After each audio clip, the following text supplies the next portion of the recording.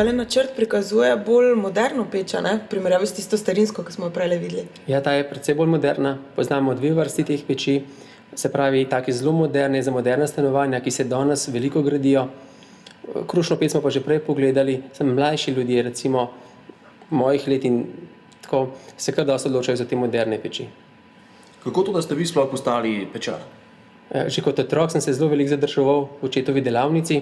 Tradicija pri nas je že kar stara, okrog 140 let, tako da jaz v bistvu zdaj četrti rod, ki nastopam v bistvu ta naš poklic. Skozi to, recimo, ko sem cel življenje kot otrok bil zraven, mi ta glina, ta osnovni naš material prirasel k srcu, tako da moja v bistvu odločitev, da postanem pečar, ni bila težka. Kaj pa vam je pri poklicu pečarja najbolj všeč? Kateri del najraje opravljate? Jaz sem zelo raznoliko delo, veliko se posvečam strankami, rišemo te načrte, delamo vse sorte ponudbe, predračune, veliko moram pa tudi sodelovati v proizvodnji, ko se ta proces odvija, tako da včasih tudi prekratek dan. Prej sem videl, da imate tudi ene ploščice poslikane. Kdo vam pa to dela? Ene stranke recimo tudi izražijo to željo, da bi imeli nekaj posebnega, recimo to, kar nima vsaka. Ne? In pri nas imamo umetnika za te stvari, da v bistvu lahko prav se posveti stranki, se z njo pogovori, točno kaj želi, to se da vse izvesti. Kako pa pravzaprav poteka celoten proces izdelave peči, od teh poslikav do načrtov, kje se začne in kje se konča? Običajno stranka pokliče k nam, če ima željo, se tudi lahko mi oglasimo pri njej, da skupaj pogledamo prostor. V vsakem primeru se moramo pa pri nas dobiti, da si stranka stvari ogleda v živo. Na podlagi tega skušamo izdelati najprej mogoče idejno skico.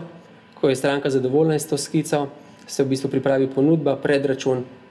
Marsikakšno stranko zanima, če se res te stvari pri nas delajo in ko ona to vidi, dejansko dobi tisti pravi občutek, da je not vloženo velikega dela in ga truda, svojo dušo pridaš vsaki peči. Bi lahko tudi midva šla pogledati ta prostor, ki se to počne? Lahko, z veseljem vam pokažem.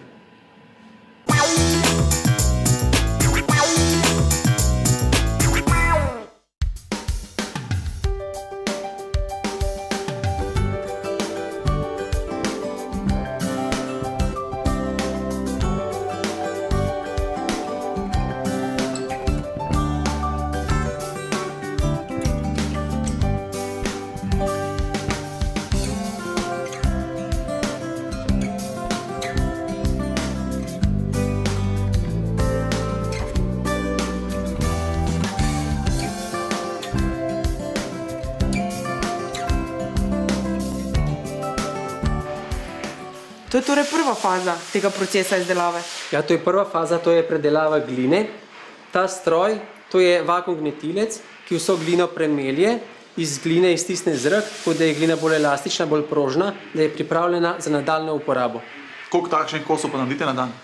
Odvisno od to ne dela vsak dan, recimo, tako, odvisno od naročila. Zdaj, ponovadi se dela po 100, po 200 komadov naenkrat, odvisno. Če ta glina predolgo stoji, postane trda in je več uporabna. Pač, koliko rabimo, kakšno naročilo pride, toliko pečnice v bistvu naredi. In je potem treba takoj nadaljevati za drugo fazo, ki je, katera? Ja, to pa lahko tle zraven stopimo, bomo pogledali, kako se ta druga faza dela.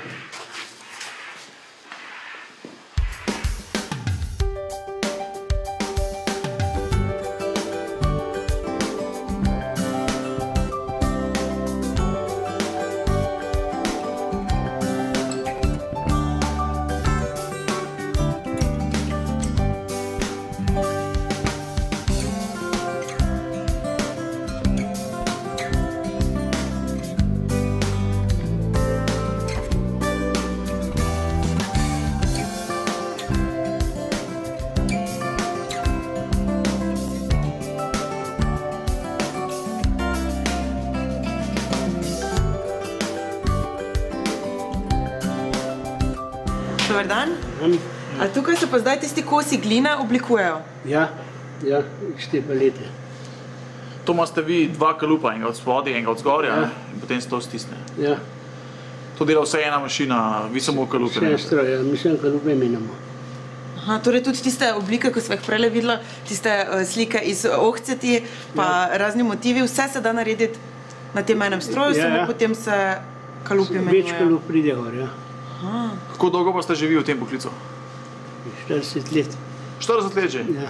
Pa prej sem vas videl že na enem drugem stroju, a to pomeni, da vi poznate ves proces izdelave? Ja, obvladam vse. Kaj bi pa bil, od tukaj naprej gremo kam?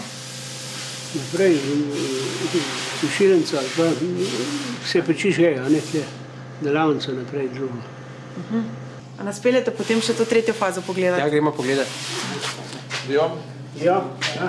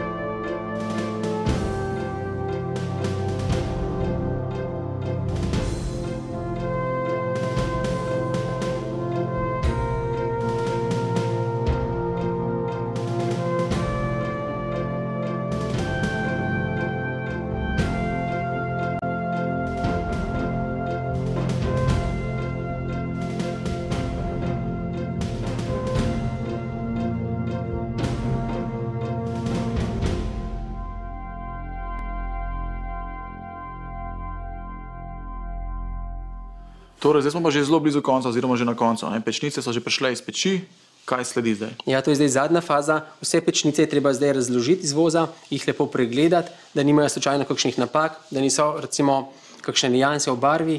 Ko enkrat pregledamo, recimo pečnice se jih lepo spakira in so pripravljene za montažo. Vse te peči se delajo za znane stranke, niso tako tipske peči, tako da... Tako torej nastane peč.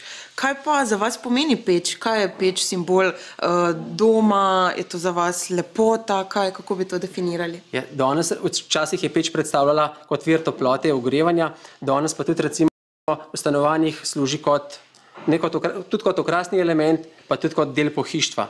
Tako. Danes mora biti peč zelo funkcionalna, se pravi, da greje in tudi zelo lepa. Se pravi, tudi na oči lepa, ne? Ni dovolj samo funkcija. Kaj pa v vašem pečarstvu, to je družinsko podjetje? Ja. Ste imeli kdaj ali pa boste imeli vajence tudi? Tudi vajence smo že imeli in tudi v bodoče jih bomo imeli. V bistvu sodelujemo z gradbeno šolo, tako da preko njih pa preko obrtne zbornice se potem te stvari dogovarjamo.